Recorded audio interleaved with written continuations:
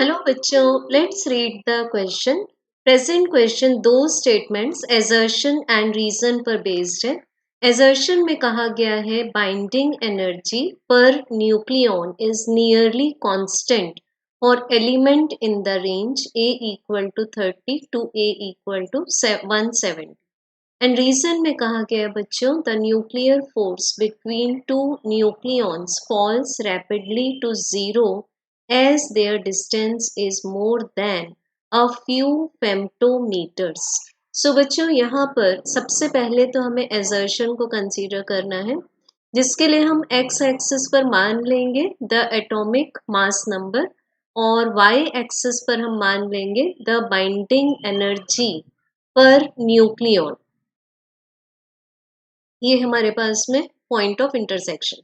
सो बच्चों अब इसमें जो हम ग्राफ देखें कुछ क्रिंग्स के साथ, ये ग्राफ जो मैक्सिमम बढ़ेगा वो आयन तक बढ़ेगा जिसका मास नंबर है 56 और देन ये ग्राफ जो है वो कंटिन्यूसली डिक्रीज होता जाएगा इसका लेवल, और इसमें हम ले सकते हैं यहाँ पर 100, then this is 150 and this will be 200। तो बच्चों जैसे कि हम देख सकते हैं कि यहाँ पर एक ग्रेजुअल डिक्रीज हो रहा है, तो इसको हम मान सकते हैं कि ये नियरली कांस्टेंट है।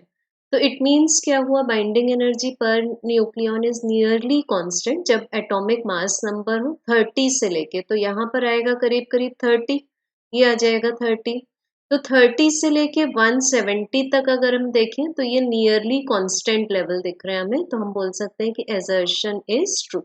अब बच्चों यहाँ रीजन में जो बताया गया है कि दो न्यूक्लियॉन्स के बीच में जो न्यूक्लियर फोर्स है वो जल्दी से जीरो हो जाएगा अगर हम डिस्टेंस को फ्यू फेम्टोमीटर से ज्यादा कर देंगे। तो बच्चों अगर हम इसमें न्यूक्लियस का साइज देखें तो न्यूक्लियस का साइज होता है अराउंड 1 फर्मी मीटर और वी कैन ऑल्सो से 1 फेम्टोमीटर, जो कि इक्वल होता है 10⁻⁻15 मीटर के।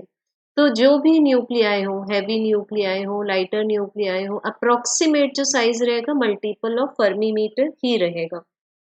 सो यहाँ पर अगर हम ये डिस्टेंस को मान लेते हैं इसको r, तो अगर हम इस डिस्टेंस को बढ़ा देते हैं तो यहाँ क्या होगा, जो सैचुरेशन ऑफ फोर्सेस है वो आ जाएगा, सैचुरेशन ऑफ फोर्सेस एग्जिस्ट करेगा और इसके लिए हम मान सकते हैं लार्ज साइज न्यूक्लियस। सो ये जो कॉन्स्टेंसी ऑफ बाइंडिंग एनर्जी है जिसके कारण क्या रहेगा, जो न्यूक्लियर फोर्स है, न्यूक्लियर फोर्स को अगर हम कुछ इस तरह से एक्सप्रेस करें, जैसे हम लोग लिखते हैं force is equal to minus of D by D X of you.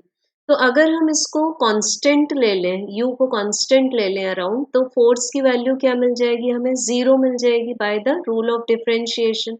सो बच्चों हम बोल सकते हैं कि ये रीजन भी ट्रू है, बट ये स्पेसिफिक कंडीशन के लिए ही ओबे होगा कि अगर हम डिस्टेंस को फ्यू फेम्टोमीटर से बढ़ाएंगे तो फोर्स जीरो हो जाएगा, तो वो इस रेंज के लिए ट्रू है। सो बच्चों हम बोल सकते हैं यहाँ पर कि एंड रीजन है वो असर्शन को एक्सप्लेन भी कर पा रहा है, so correct answer will be option number 1। Thank you.